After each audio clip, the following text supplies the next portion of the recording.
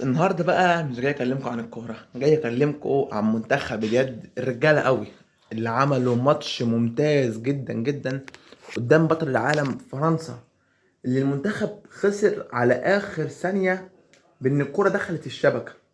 منتخب الرجال منتخب فعلا رجال، منتخب على قد المسؤوليه صراحه. منتخب عمل ماتش تكتيكي عالي قوي مع فرنسا بطل العالم.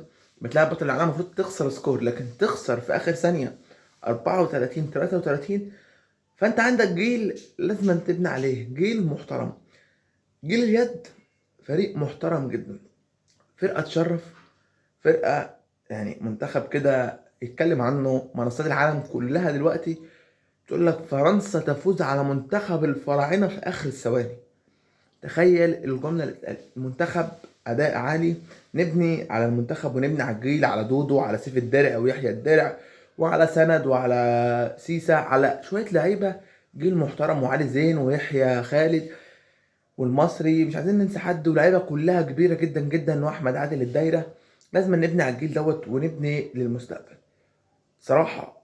لازم بقى في أولمبياد جاية لازم يبقى في شغل عالي وأحسن من كده.